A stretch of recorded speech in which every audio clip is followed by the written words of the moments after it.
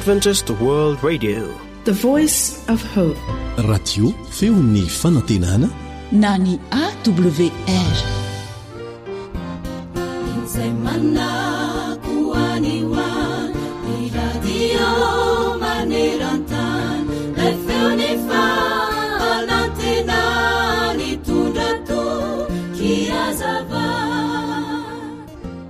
Alina ny andro tamin'izay rehefa avy namakivaky ranomasina ity kapiteny tsambo iray sy ny sambo izay nentiny ary ny mpiatsambo tao anatiny, efa madiva kely sisa dia hotody soa teny amin'ny fitotia-tsambo dia nahazo afatra fa tokony hivily izy ireo raha tsy te hidona ka ho tratry ny loza. Raha nandre izany anefa ilay kapiteny dia tezitra ka nilaza fa tatsambo mahay sy efa ela ny ainana izy ary fantany izay ataony. Dia nanontany izy hoe iza no nampita ny afatra? Dia hoy ireo niaraka taminy namaly azy hoe ilay olona eny amin'ny fara na ny fanilo-tsambo hitsilo antsika no nilaza izany afatra izany. Eny ry mpiaino an-tsaina, matetika isika rehefa lehibe na mitana toerana ambony na mahatsapa ho be fanandramana efa ela ny ainana sy mahay sady ny lehibe hoy ny tsy mba diso, vokatra izany dia sarotra amintsika ny miaino ny hafa. Misy anefa fotoana ilahantsika miaino ny hafa, ahafahantsika mandroso bebe kokoa sy ho tody soa amin'ny tanjona tratrarina. Manome toromarika ny tenin'Andriamanitra hoe miraisa saina aza mihevitra izay avonavona fa aoka mba ho zatra amin'ny fietrena ianareo, aza manao ny tenanareo ho endry. Romanina 12:9-20. Ary ny goavana indrindra dia ekeo ny hiaino ny fitarihan'ny fanahy masin'Andriamanitra raha tianao ny ahomby hatramin'ny farany. Eny, matokian Jehovah amin'ny fonao rehetra fa aza miankina amin'ny fahalalanao, maneke azy amin'ny alehanao rehetra fa izy andamina ny lalanao. Oabolana 3:5 sy ny 5.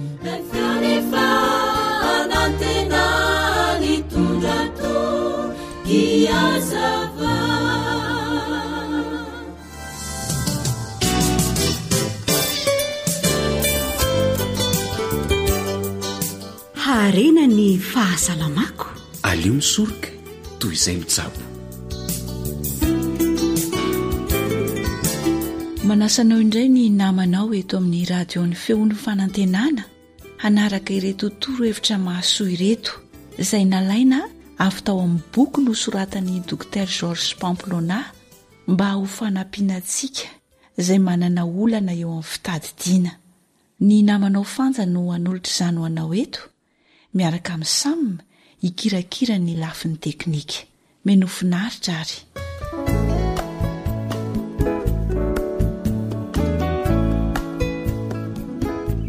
Inona indray ary ny fomba atao mba hanatsarana ny fitadidiana?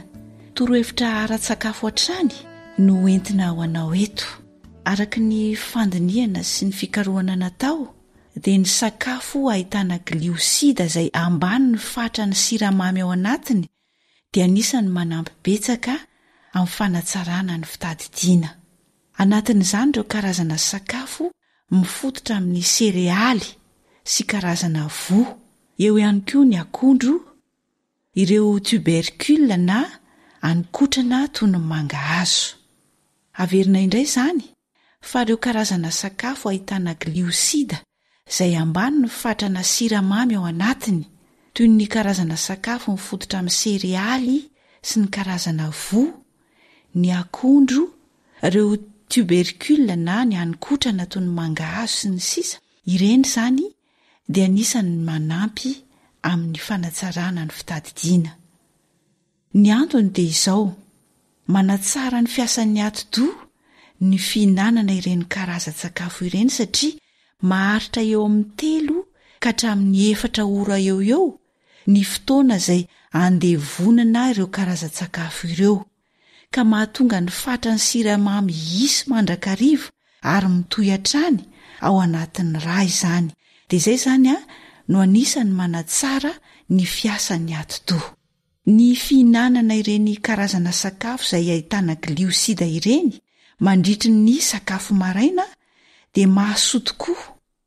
indrindra amin'ny fisorohana ny mety ho faharerahana izay matetika mitranga ny atoandro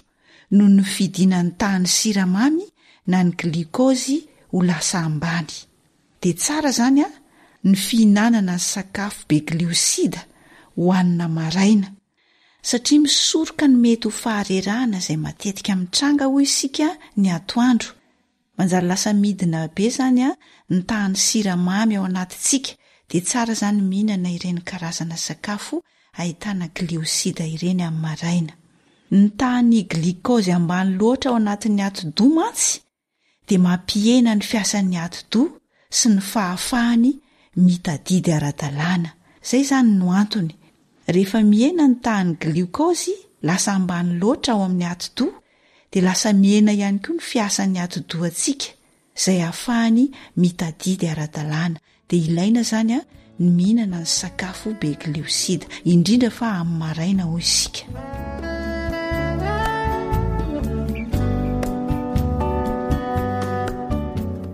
Araka ny fikarohana natao ihany koa tany amin'ny anjerimanontolon'ny Sienne na ny Italia dia nanehoana sy nahitana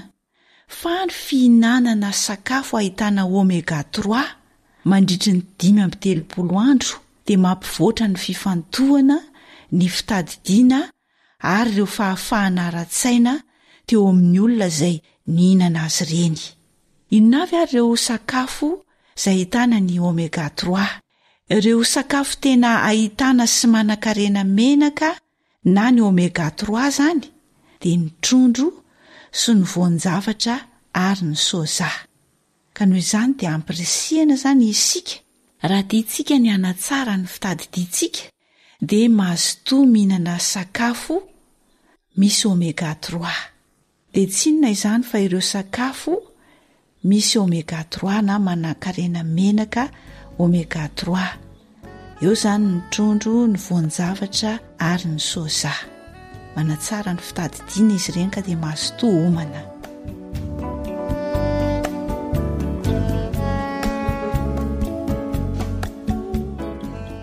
Dia hatreto ihany koa aloha ny fiarahantsika tamin'ity androany ity.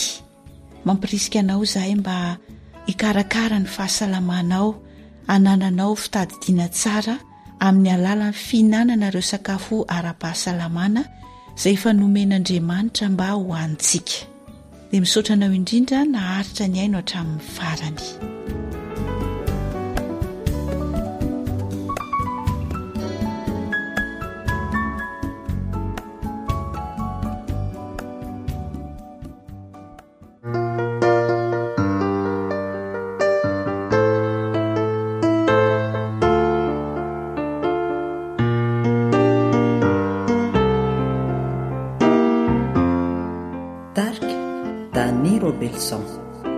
Misy famonjena tsy vidy nomenany ho an'ireo rehetra mino any Jesosy. Raha misy mety ho sasany dia adio pamonjy ty mamindra fo Jesosy. Tsy aky ho lazana ny hafaliana anatiko ao satria manaiky hamonjy aky o Jesosy. Ary hoaiko ny lanitra ao ambony ao zay lova soa avy aminy Jesosy. Radio Adventiste Maneran-tany, ny feon'ny famitenana.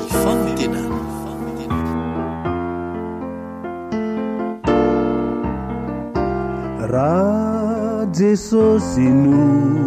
manjaka ao amponao ao ka tempoliny fanay toko isikiza tsy hoela de ho tonga anaty raona amonjy atsika rehetra izao Jesosy tsy aiko lazany any afaliana anatiko ao satria manaiky amonjy aiko Jesosy ary hoaiko ny lanitra ao ambony ao zay lova soa avy aminy Jesosy.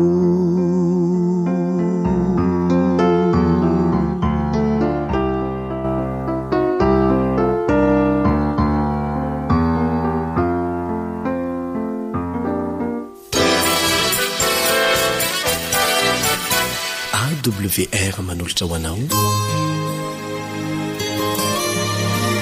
feon'ny fonantena.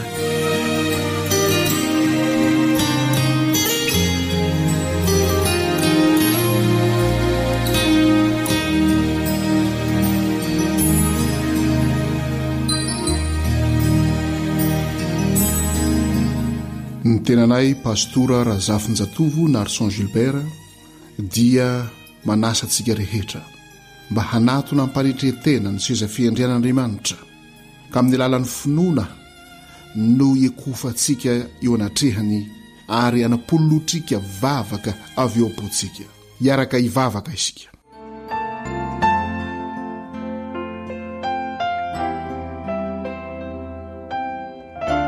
Tompo Andriamanitra izay mpamorona sy mpahary izao rehetra izao, mpamonjy sy mpanavitra anay, antom-piainanay, antom-pivelomanay, antom-pietsehanay, manome anay ny aina sy ny fofonay na ary ny zavatra rehetra, misaotra anao zahay. Raha mbola omenao tombotsoa ka mbola afaka hidinidinika etony amin'ny fahamarinanao amin'ny teninao, ny fananao masina zay hampianatra anay ny zavatra rehetra, hampatsiaro anay ny zavatra rehetra zay ambaranao aminay, hitaridalana eo amin'ny marina rehetra nie, mba hamenonao ny fosiny sy nampananay tsirairay avy, ary vonina koa anao Jesosy hanadio anay amin'ny rasoanao zay talaonay, mba hamera ny fahotanay sy ny elokay rehetra, ka amin'ny anaranao irery ihany no angatanay izany Jesosy malala. Amen.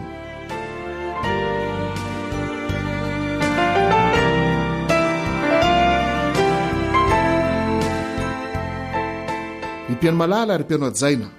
ny fatoany dinidinika zay ny fanaovantsika teto ary mbola toizantsika kehitriny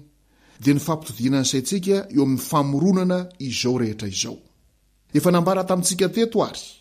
fa ezany Satana ho ravana tanteraka, izany hoe famoronana avy amin'ny tsy misy, na hoe création ex nihilo zay nitateran'Andriamanitra izany, ka dia maniraka ireny karazana manam-pahaizany ireny izy hamafy eo an-tsaintsika ny amin'ny hoe fivoarana miandalana. Kanefa Andriamanitra izay efa mahafantatra ny farany hatramin'ny voalohany dia manomana mandrakariva ny saintsika amin'ny toe-javatra hitranga rehetra. Ary izay nanazavantsika teto ny amin'ny hoe 20 Oktobra 1720 izay tsinona kory fa raha mamaky ny Daniela 7:7 isika mahita ilay taremarika hoe 740 andro ary ny afaka izany dia voadiovana amin'ny toerana masina dia famaranana anio vanim-potoana lavabe ny faminaniana 740 andro na 740 taona ara-paminaniana io raha mamaky ny nomeria 4:4 isika. Ny nomeria 4:4 sy ny Ezekiela 3:4 dia mampianatra antsika hoe ndray andro mira heri-taona. Ka ny 20 Oktobra 1720 izay zany ny famaranana ilay 740 andro na 740 taona faminaniana lavabe ao amin'ny Daniela 5 ary azavain'ny anjely tamin'ny Gabriela eo amin'ny Daniela 5 ny fiandohany izany ka azotsika mamantatra mazava tsara ny fefarano. Mandidina an'io 1720 izay fotoana nitoriana ny filazantsara nampanakoakona ny fiatsona ny olona rehetra hoe mekofa nylozana o landrasetansinamasina ary noarano fa tonga ny andro fitsarana dia efa nametrapetraka ny paikadiny koa satana mandidina ny 7 napiroroborobo ity fampianarana momban'ny fivoarana miandalana ity evolutionisme darwinisme mandidina ny 7 napiroroborobo ny fampianarana fa ny fivavahana dia rongony natao andrebirebena ny saimbahoaka fotsiny la religion c'est l'opium du peuple napiroroborobo ny socialisme izay miafara amin'ny communisme mandidina ny 7 koa napiroroborobo natao hoe spiritisme na dia efa nisy hatramin'ny andohany tantarany tany aza izany ary eo no nizingizinatsika hoe mila mijoro ary isika manambara ny fahamarinana ao amin'ny soratra masina ka andray anjara amin'ny fampanakoakona ny fiatsona ny olona rehetra amin'ny feo mahery manao hoe matahoran'Andriamanitra ka omeo voninahitra izy fa tonga ny andro fitsarana matahoran'Andriamanitra ka omeo voninahitra izy fa tonga ny andro fitsarana inona no omentsika voninahitra kehitriny iza no omentsika voninahitra kehitriny mampirisika antsika ny soratra masina mba matahotra an'Andriamanitra isika mba hanome voninahitra an'Andriamanitra isika fa tonga ny andro fitsarana io fanadiovana ny fitoerana masina io dia fiandohan'ny fitsaran'Andriamanitra ary nytoy ian'ilay afatra ao amin'ny apokalipsy 7:15 hoe mekofo eo anylonzinanao ny lanitra sy ny tany sy ny ramasina ary ny loharano fitaomana ny olona rehetra mba hatsiaro ny famoronana izay no faranana tamin'ny fanamasinana sy ny fanokanana ny sabata amin'ny 7 ho andro masina sy andro no tahian'Andriamanitra ry mpiaino ajaina vonina venao mba handray anjara amin'izany fampanakoakona afatra mitanakotrokotroka izany raha etsy an-daniny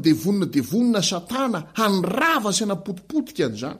isika kosa dia tokony handray anjara amin'ny fahavonona tanteraka mba hampanakoako izany fitaomana ny olona hatahotra sy hanome voninahitra an'Andriamanitra ary ekoka eo alohan'izay nolanitra sy ny tany sy ny ramasina ary loharano izany hoe hiverina indray eo amin'ny fanizingizina f'Andriamanitra ny namorona izao rehetra izao ary nitsangambato izany famoronana izany dia ny andro 7 sabatany Jehova adidy goavana dia goavana izany ary ny tena mahagoavana azy dia izy fampitolomana ny satana satria toerina satana amin'ny heriny rehetra io satria mampitombona ny fahefan'Andriamanitra mampitombona ny voninahitr'Andriamanitra ihany koa gaoka tsy salasala isika aoka tsy angatakandro isika fa n'olo tena tanteraka voalohany hitaona ny tenantsika eo amin'izany fatahorana sy fanomezam-boninahitra an'Andriamanitra izany sy eo amin'izany fekofo ireo amin'Andriamanitra izany amin'ny alalan'ny fanajana ny sabata ary ilay sabata dia ilay sabata ny Jehova andro nanasitranana andro izay famotranam-pihavanana amin'Andriamanitra andro famotranam-pihavanana amin'ny rehetra tsirairay avy ihany koa sabata famelan-keloka sabata famotranam-pihavanana sabata fakatiavana sabata izay feno fitsaharana anaty tokoa ry hava-malala ry mpiaino ajaina antso mitalakotrokotroka atao amintsika rehetra hatr'izany ary izay fanajanan'Andriamanitra sy fanomezam-boninahitra azy izay ary fatahorana azy izay fekofana eo amin'izay izay ny tena tsy tia ny satana maizina mihitsy satria tiany isika raha mekoko anatrena izay ny fakapanana ataony tamin'i Jesosy taria rehefa vita batisa Jesosy dia nentin'ny fananaka any anefitra mekofo eto anatrehako anao dia omeko anao izao rehetra izao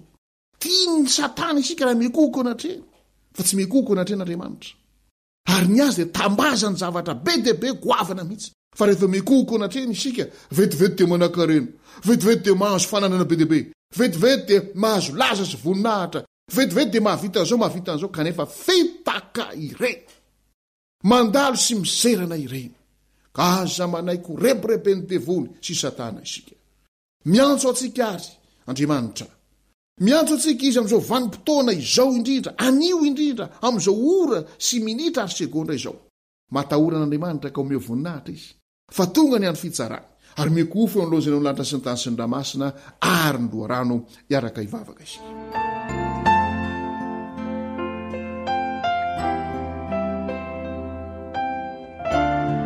Tompoandriamanitra hay misaotra anao zahay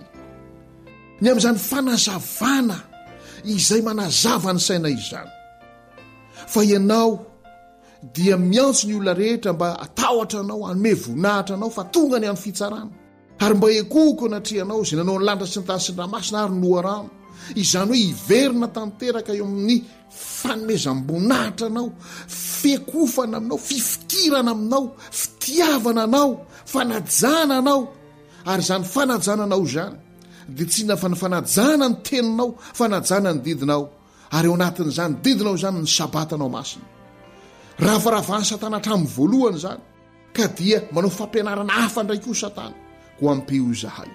mba hiverina tanteraka eo aminao hiverina tanteraka eo amin'ny fanajananao sy ny fanomezam-bonahitra anao fanajana ny sabatanao masina engany tsy angatakandro izahay fa dieny amin'izao minitra sekondra izao dia atahotra anao hanome vonahitra anao ekoko eo aminao izahay ary hanajanao hanaja ny teninao hanaja ny didinao hanaja ny sabatanao masina ka isan'andro san'andro dia atsiaro an'izany sabatanao zany izay ary amin'ny hoandro fafito dia ho sabata famelan-keloka sabata famitranam-pihavanana sabata fakatiavana sabata fanomezam-bonahitra anao sabata fanandratana anao andriamanitro izany sabata izany aminaran'i Jesosy amen.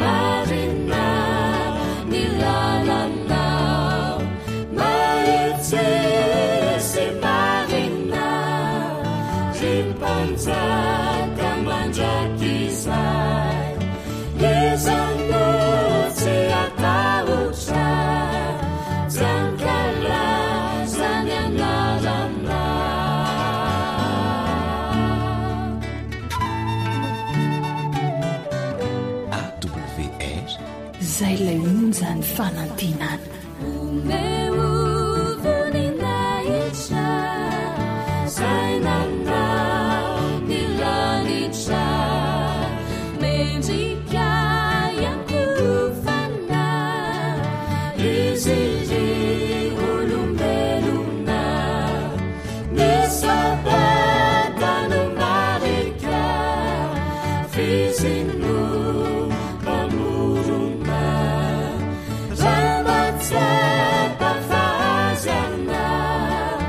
Inuna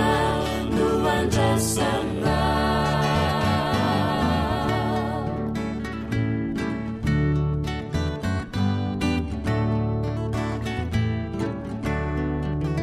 esabatano marika fizingo pamorona ramatsapa fahaziana inona no andrasana esabatano marika fizingo pamorona ramatsapa fahaziana inona no andrasana inona no andrasana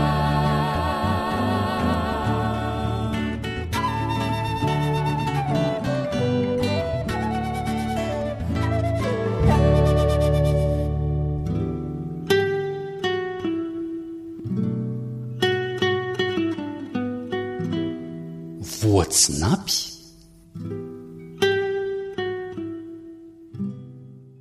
aza manao toetra mahay raha ireo tahaka ny lelan'omby ka sady anorina no ambava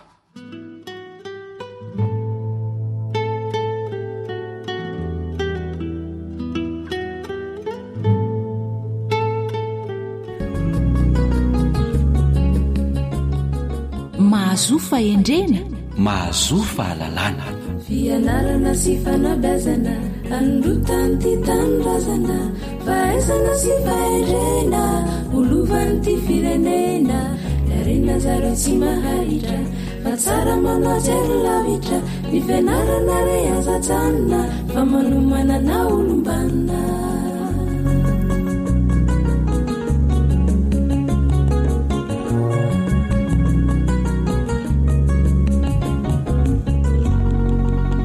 sotoka amin'ny beraraha izahay eto amin'ny fandarana ka ny volovarindray dia adino arak'izany a na be aza ny raharaha miandry dia tsy adino akory a ny miarabanao piaino miaraba tompokolahy miaraba tompoko vavy mirary ny somandrakariva ho anao izahay a tompona andraikitry ny fandarana miarabanao namanarila ia dia tolorana ny fiarabana tokoa ianao piaino hoe tsy misy avahana toy ny ketsa na hosoritana toy ny volo fa tolorana izany arabo zany avokoa ny piaino rehetra tsy ankanavaka finaritra tompoko lahy finaritra tompoko vavy miarabanao ihany koa namana joelanto ormisa fanaontsika eto amin'ny fandaharana namana joelanto ormisa ny mitondra mbavaka ireo piaino atsika ianao no anatanteraka an'izany milohan'ny itondrana ny loha hevitra vaovao izay iarahantsika eto amin'ny fandaharana anio eny ary ndeha hivavaka isika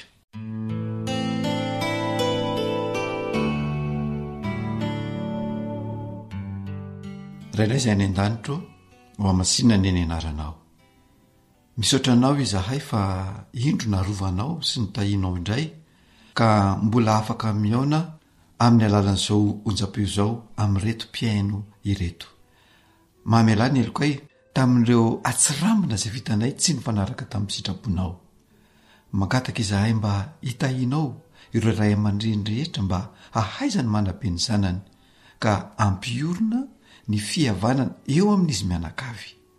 mifahalalana ho mba hampahendrena koa ny zanany mba ho zanaka manoa mandrakariva dia miaino mivavaka iray malalo fa tononona noho ny amin'ny anaran'i Jesosy ilay any mpanavitra na ireriany amen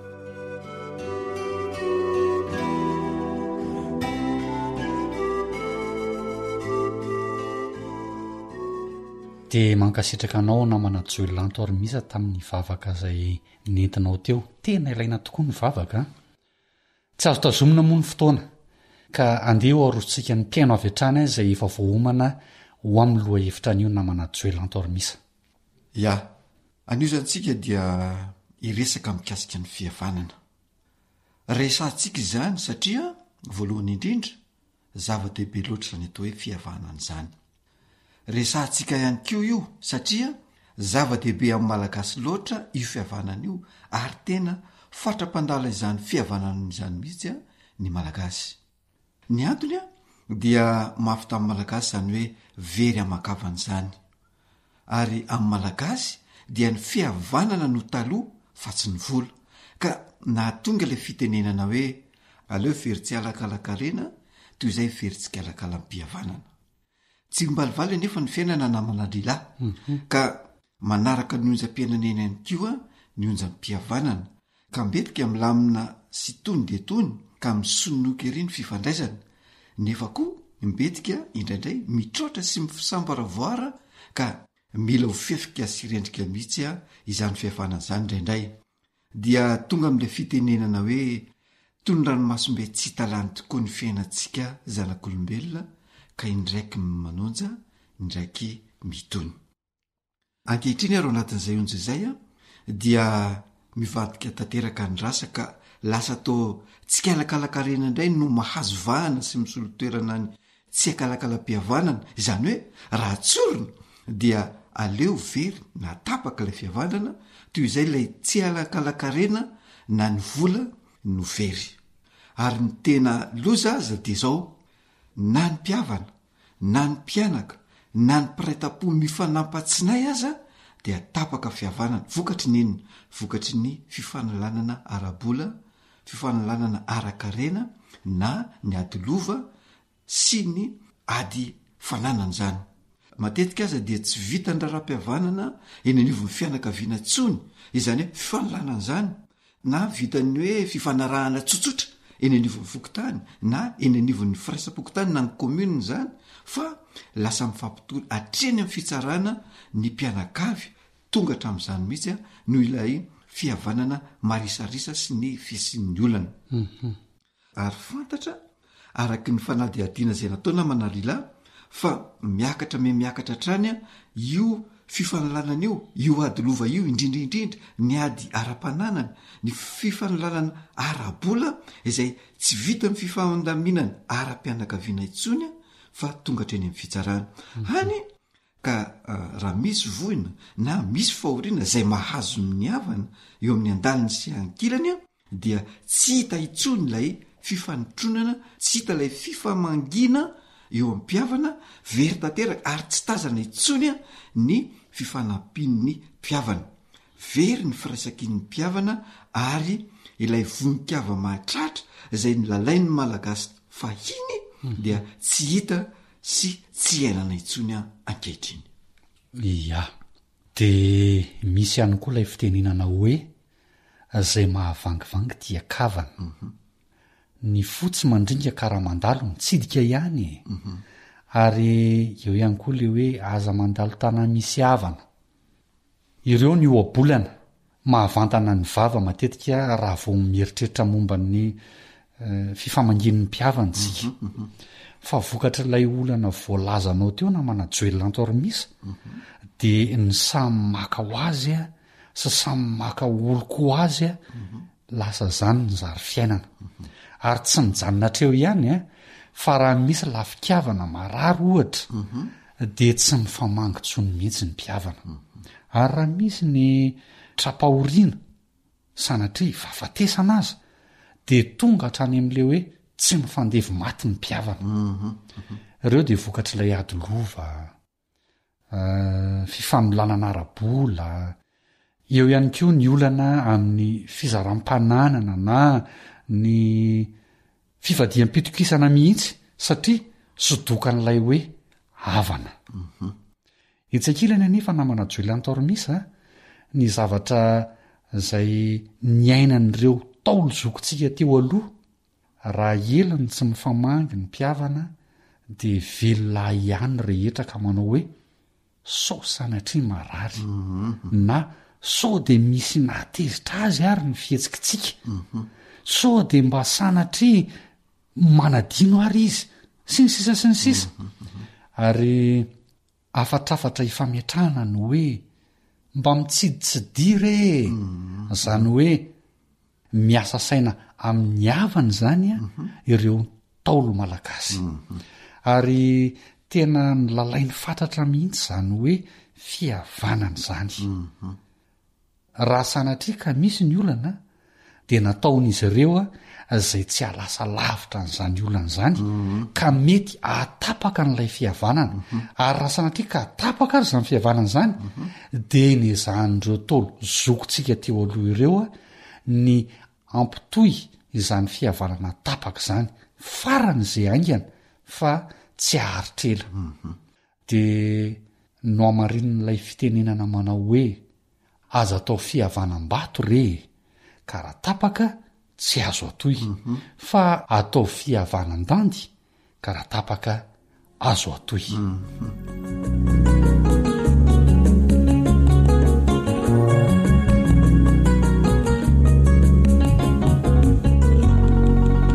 ia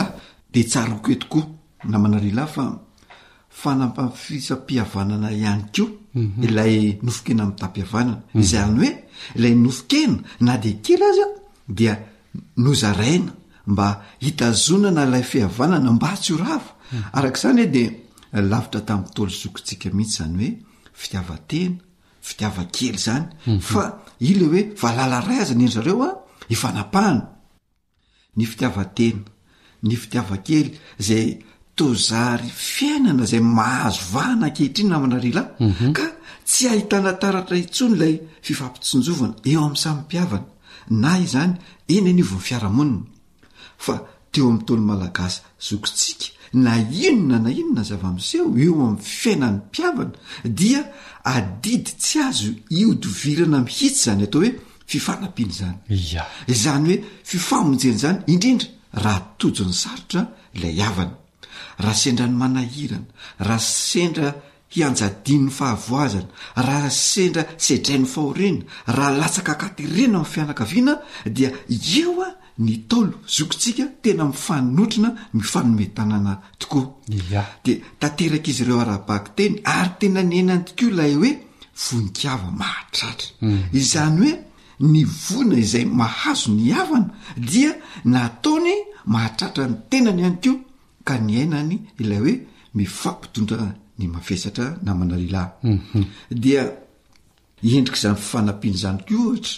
ny solondranomandro tsy masaka ny fodranomaso ny solotsingan-dady na ny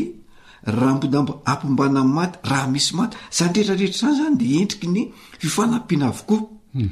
na zany aiza nefa de tsy adin'izy ireo tsy akory a ny fifanampiana teo amin'ny zavatsoa teo amin'ny zavatra zay mahafaly teo amin'ny fiainana dia rehefa misy zany de misy ilay fanolorana tsodrano isan-karazany zay fanao teo amin'ny ankafaliana izany teo ihany ko izay fanaovana ny atao hoe valitanana namana lehilahy rehefa manao raharaha lehibe zany ny tolo zokontsika teo aloha satria ny ainan'izy ireo le hoe ny taotrano tsy efanrery de nisy koa ohatra ny vatsin-dalana ho an'izay olona andeha lavitra ohatra zany misy havana manana zanaka na ilay havana misy ny andeha lavitra dia nataon'izy ireo zany ny manome vatsin-dalana mba hiatrehana ny mety fandaniana eny an-dalana natao reny rehetrarehetra reny zany mba hahatanteraka ilay fiteny hoe voro mitahy havana izany hoe ho fifanampiana mba tsy atsapan'ilay havana ny arambona na mitondra ny enta mavesatra irery izany atao hoe fahatsapana ny fitondrana ny enta mavesatra zany de toy izany koa ny ankafaliana mba ho fiaraha-mientana sy ho fiaraha-miompo dia ny fanampy mandrakariva reo tolo zokontsika ireo fa hita ihany koa teo amin'ny malagasy fahizanona manajoelantoarmisa ny hoe natoinona fahaliana ny ainany raha misy raharaha lehibe atao na misy zava-dehibe miseho eo amin'ny fiainany ka maro-panotrina izy de tena zava-dehibe aminy zany raha sanatria fahoriana ohatra ny miatra de tsaroana maivamaivana mihitsy ny alahelo raha maro ny mpanotrina sy ny mitododo amin'izany fahoriana zany raha hafaliana kosa indray no atrehana de tena safinonoko ny aravona ka satro ho zaraina mikavana fa raha nkafaliana na amin'ny fahorinany tsy misy mpanatrika tsy misy manotrina fa atrehindrery le zavatra mitranga de mihevy tena ho very aman-kavana ary tena hevery mpiarabelona ho lany tamingana mihitsy izy ireo ny havana tokony hanotrina kosa indray amin'izay fotoana izay de mihevitra fa adidy tsy azo odivirana ary tokony ho efaina mpitiavana ny manotrina ny havana na izany amin'ny fahoriana na izany amin'ny fifaliana lazaina izy ireo fa manatsiny amin'ny fianakaviana manontolo izay miamboa izany adidy zany ary tsy noheverina ho adidy ihany anefa ny fanotronana ny havana fa tena lazaina mihitsy hoe haja amandrehare ho an'ny otronina sy ho an'ny mpanotrina mihitsy satria izany a no tantanam-by sy tsofavy havana manjary havana ia reo voalazantsika ireo namana rehila ny fiainan'ireo tolo malagasy zokintsika fa izany tsy hoe ireo nyresantsika ireo ihany akory ny fiainana zay ny ainan'izy ireo fa iny fa anisan'ireo izay azotsika taranaka ankehitriny andraisana lesona tsara ary mbola azo ampiarina tsara na dia am'izao fiainana efa misy fandrosoana izao aza marina sekena fa tsy mitovy ny vidim-piainana nisy tamin'izany sy am'izao fotoan'izao marina ihany koa fa sarotra ny fanatanterana ny famangina ankehitriny noho ny fahasaroto amin'ny fiainana sy ny fahefa-manao sy ny fahefa-mividy marina sekena ihany koa fa noho ny fitadiavana dia misy ny lasa lavitra manalavitra ny toeram-ponenana ny mpiavana ka sarotra tanterahana ilay famangina fa mbola misy azo atao kosa mba ho fitandrona ny fihavanana mbola misy koa ny azosoroana mba tsy teraka ilay fahatapahan'ny fihavanana na ilay faharavan'ny fihavanana ny tiana tenenina dia zao raha sanatria ka misy ny olana eo amin'ny mpiavana aoka tsy andrasana ho tonga eny amin'ny fokotany na eny amin'ny komina eny amin'ny firaisana na eny anivon'ny fitsarana ny raharaha fa raha azo atao a dia aoka ho vita oraraha-mpihavanana eo amin'ny fianakaviany zany rehetrarehetra zany dia hitondray a ny fihavanana raha ny tena tsara azy sy ny rena dia ny siny ny fifampitsimbinana ny siny ny fiheverana ny hafa ho toy ny tena ihany koa ko raha misy zany ny azo ampandeferana toy ny ambopo zany toy ny fiheverantena ho zavatra dia misy fitenenana azo tenenina anoarana zany teny zany manao hoe aza miringiringy hopotraka tolo alika hony fa mba mahaiza mandefo mandina tolaferana eo ihany koa ilay fitenenana hoe toy ny nify sy ny lela ny fiainana ka izay miseho mahery no miala mialoha ia misy oabolan'ny taolo zay na manajoelanto ary misy manao hoe ny fihavanana toy ny raty raha enjanona tapaka raha ketrahana miboraka toy ny jefotsy raha vao mikasokasoka raha tonta misy oromoronona kanefa naketrahana to fotaka aza dia zavatra mbian-tanan'olombelona ka mety ho raraka dia toy izany ny fihavanana tsy misy tsara ohatra ny fahaizana mikolokolo azy mandrakariva ka mitandrina azy toy ny anak'Andriamaso so mantsy ho avy izay atapahany ka hiteraka nenina goavana ny tanety lava raha teo misy fisainana noho izany mbola misy ny fotoana azo anarenana ny fahadisonana tao ka hoy isika eto amin'ny fandaharana hoe aoka samy mitandrina ny tsirairay mba tsy hisy ny fahatapahany zany fihavanana izany aoka hifanotsona mandrakariva na ankafaliana zany na ankaratsiana satria ny fitiany famaly tokoa nge mahatsara fihavanana ny fifamangina raha mbola misy ny azo atao anatanterahana azy dia aoka ho tanterahana fa mahatsara ny fihavanana tokoa zany ary sanatria efa misy ny fahatapahan'le fihavanana noho ny hevitra tsy mitovy anga dia hoy isika hoe aoka hifanantona ny rotonte izay manana olana amin'izay fotoan'izay a dia hiravona ny olana kanefa kosa raha misy ny fahasahiranana amin'ny fifanantonana dia tsy maninona fa asiana mpanelanelana ka raha azo atao a dia tsara raha ny havana akaiky a no anatanteraka izany fanelanelanana eo amin'ny rotonta izany hoy isika eto amin'ny fandaharana na manajoelanto ary misy hoe alavero ilay hoe tsy mifandevy maty fa enatra eo amin'ny tany amamoniny zany ary tadio tsara fa tsy ho verin'izay tsy ho mpiavana ny eny mpiavana na inona zava-miseho mpiavana foana ny mpiavana dia izay indray no masaka azona tolotra anao mpiaino androany sady ametrahana ny mandra-piaona ho amin'ny manaraka indray raha sitrapon'Andriamanitra. Metraka ny kopakopatananao anao namana Joelina Antorimisa sy Rila. Veloma tompoko. AWR Téléphone 034 06 797 62.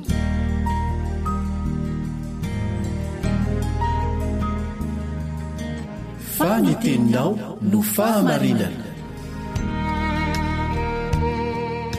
Taridalana manokana fianarana baiboly avoaka ny Fiangonana Adventista maneran-tany. Iarahanao amin'ny radio feon'ny fanantenana.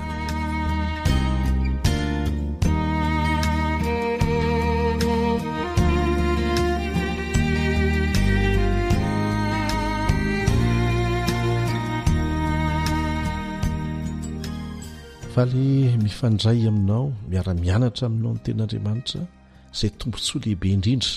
mety hananantsika eto amin'ity tany ity, ny mpiara-mianatra aminao Eliandre Metansoa. Manasanao ary handray izany tombontsoa avy amin'ny fiara-mianatra ny ten'Andriamanitra izany, dia mbola misokatra malalaka ny fahafahantsika manao an'izany. Mahatoky mandrakizay amin'ny fanekeny, izay ny lohateny lesitsika. Mahatoky mandrakizay amin'ny fanekeny Andriamanitra.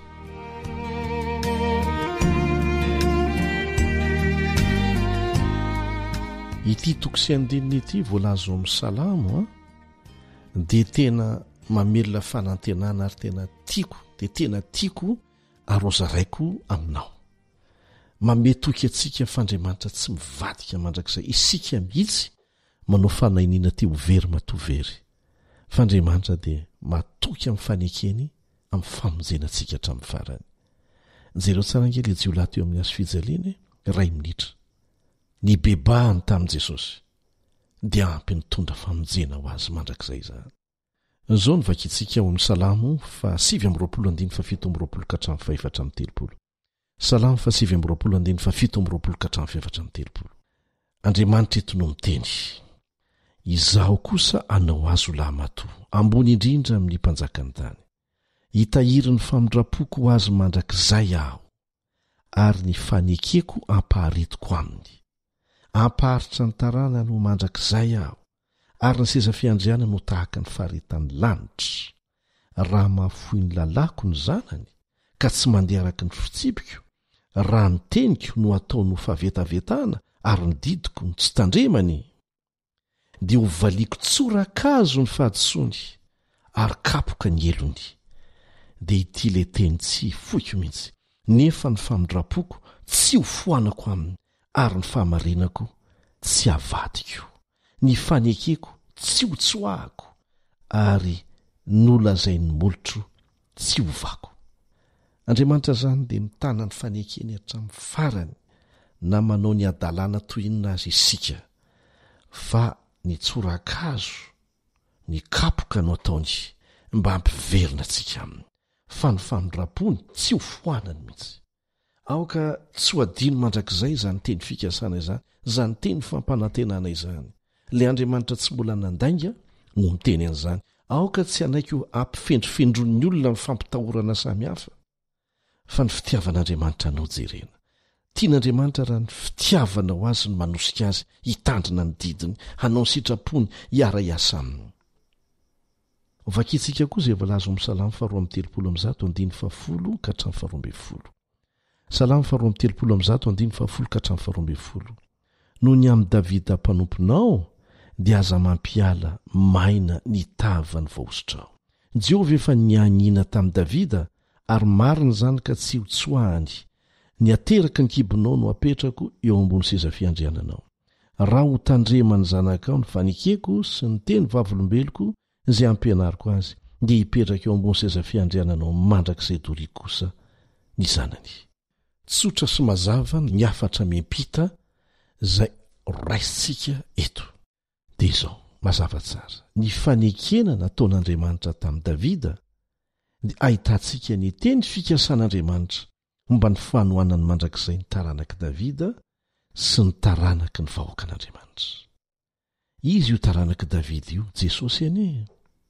Ny fianianana nataon'andriamanitra tamin'ny fomba manetriketrika sy ny fahatokian'ny mpanjaka amin'andriamanitra no ny oreniny tsy fiovaovan'ny fanekena eto.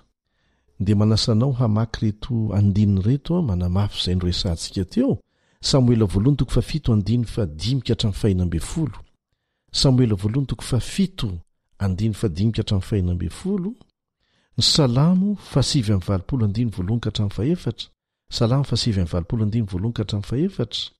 ary ny 7:20-7 dia ny Salamo 2:13-17 Salamo 2:13-17 ilaina reny andiny rehetrarehetra reny amin'ny fandalinana ataontsika. Zao anefa fantandr'Andriamanitra fa efa nanimba antsika lavitra dia lavitra napotika antsika mihitsy ny fahotana. Ka na dia ny mpanjaka feno fanolorantena tamin'Andriamanitra tahaka ny Davida aza dia tsy nijoro mahatoko tamin'Andriamanitra foana akory. Dia mitaraina ny Salamo 7:20 no nitoejavatra sarotra izay toa manondro fa efa very ny teny fikasana sarobidy ny fanekena nataon'Andriamanitra tamin'i Davida. Tsy ry havana, movena foin'Andriamanitra tanteraka Israely. Mazava loatra fa tsy ny valin'izany. Maneho amintsika izany. Izay efa voalaza sy novakitsika teo ao amin'ny Salamo 7:20, 7:4-7. Hovaliako tsorakazo ny fahadisoany ary kapoka ny elony, nefa ny famindrapoko tsy hofoanako aminy, ary ny fahamarinako tsy havadiko, ny fanekeko tsy hotsoahako, ary nolazainy molotro tsy hovako. Mampahery zany ry havana, mampahery zany. Aza manaiky ho fendrifendrony izaniza eo anatrehany izany. Teny mazava izany. Teny fanekena nataon'Andriamanitra tamin'ny tenany izany, izay nataony ho aso anao. Eny tokoa, fanehoana ny fitsaran'Andriamanitra ny firehetan'ny fahatezerany. Marina izany. Tsy maritra mandrakizay anefo izany satria ny fitiavan'Andriamanitra mandrakizay dia mamela ny eloko ny olony rehefa mibebaka izy ireo. Tena tsy azo maivanina nefa ny fisehoan'ny alahelo-n'Andriamanitra, ny tsy fahafalian'Andriamanitra manoloana ny faniasiavantsika olombelona, ny fanompoantsika fahotana, tsapan'ny olona ny vokatra mangidiny tsy fankatoavan'izy ireo rehefa kapohan'Andriamanitra, dia tsapantsika ny aratsy ny fahotana, dia miverina amin'Andriamanitra ny fibebahana isika. Raha tsisy an'le kapoka, raha tsisy an'le tsorakazo, dia tsy tonga saina mihitsy hiverina amin'Andriamanitra, dia ampiasainy ireny manontany anefa izy hoe mandra-pahoviana. Raha miresaka ny amin'ny fahatezeran'Andriamanitra mandalo, izay hita eo amin'ny Salamo 7:20-7, mandra-pahoviana, dia fanantenana vaovao no mitsimoka avy tamin'ny toko vaovao momba ny fahatokian'Andriamanitra ny fahatserovany ny fahasoavany. Ny hoe fahasoavana dia fanomezana maimaim-poana omena izay tsy mendrika an'izany mihitsy, ary izany mandrakariva nataon'Andriamanitra amintsika. Raha fitinina izany na dia tsy nahomby tamin'ny fiazonana ny fanekena nataony tamin'Andriamanitra aza ny olombelona, anisan'izany Davida, dia azontsika atao ny miazona, mitoetra ao amin'ny fampanantenana ny amin'ny fikasan'Andriamanitra tsy miova tamin'ny alalan'i Jesosy. Izy ilay taranaky Davida voalaza tery aloha. Ao amin'i Jesosy ny fahamarinana rehetra sy ny famonjena ny Israely sy zao rehetra zao. Ao anatin'izany zasy ianao. Midika izany fa handresy Andriamanitra amin'ny farany, ary haorona mandrakizay ny fanjakany. Noho ny amin'i Jesosy irery ihany anefo izany, fa tsy noho ny amin'ny vahoakan'Andriamanitra izay manisy mandrakariva. Isaorana ny anarany, angatao izy mba hiazona anao ho azy hatramin'ny farany. Azo atao tsara izany vavaka izany, tazomy ho anao zaho jesosy eo atramy farany aza vela hamotsitra ny tananao mihitsy aho na dia malemy sy mifidy ny faratsiana foana aza dia fikiro araka ny teny fikasanao. Jesosy Kristy no ilay zanaky Davida, ilay taranaky Davida, ilay antsoina hoe Mesia. Ary manamarina an'izany Mateo 1:1, ny Hebreo 1:15, lahy matoa talohan'izao zavatra rehetra izao zay nilazany azy, zay niantsony azy. Vakio ny Kolosiana 1:1-10, Kolosiana 1:1-10, ho famerenana ny Salamo 8:20, zay miantso an Davida, lay tandindony Kristy ho lahy matoan'Andriamanitra. Izaho kosa anao azy ho lahy matoa izy, ambony indrindra mpanjaka ny tany. Mazava fa tsy manondro ny toeran'i Davida araka ny fizokinany hoe lahy matoa,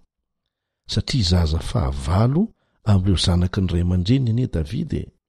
fa manondro an Jesosy izany. Azonao jerena ny toerana nisy an'i Davida mahazandry ny indrindra azy ao Samoela 1:5, dia tahaka izany koa izany Jesosy, io fiantsony io dia midika ho voninahitra sy fahefana manokana, lahy matoa. Nataon'Andriamanitra ho mpanjaka ambonin'izao rehetra izao Jesosy rehefa nanangana azy tamin'ny maty izy, ary voasoratra mazava amin'ny tenin'Andriamanitra izany. Azonao vakiana ny Asan'ny Apôstôly 2:17. Asan'ny Apôstôly 2:17. Fa zay voalaza ao amin'ny Kolosiana 1:1-20 sy ny 20 ka hatramin'ny 20 no vakitsika sy amaranantsika ny fiarah-mianatra amin'ity anio ity. Kolosiana 1:1-20 sy ny 20 ka hatramin'ny 20. Maneo an Jesosy. Raisitsika hatramin'ny 15 mihitsy. 15 ao Kolosiana 1:1. Izy no endrik'Andriamanitra tsy hita, ny lahy matoa talohan'izao zavatra rehetra izao, fa tao aminy nariana ny zavatra rehetra, any an-danitra sy ety ambonin'ny tany,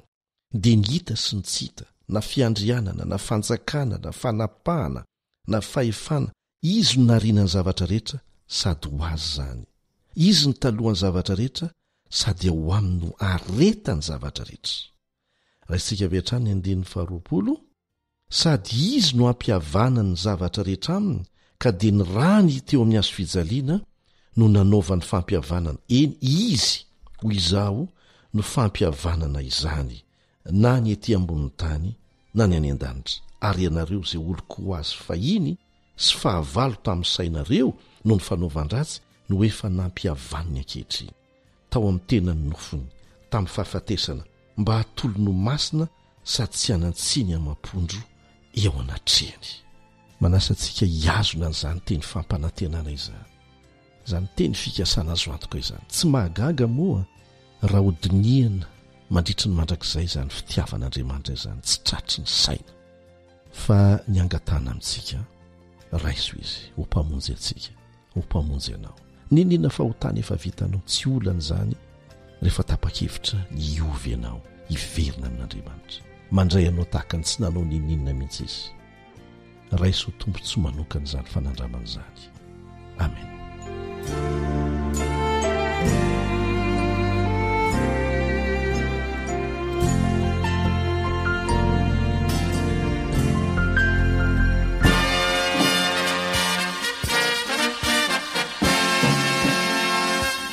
Adventist World Radio, the voice of hope. Radio feony fanantenana. Ny farana treto, ny fanarahanao ny fandaharan'ny radio feo fanantenana na ny AWR amin'ny teny malagasy. Azonao ataony mamerina miaino sy maka maimaim-pona ny fandaharana vokarinay amin'ny teny pirenena mihoatriny 100 amin'ny fotoana rehetra. Raisoaryn'ny adresy ahafahanao manao izany: awr.org na feofanantenana.org.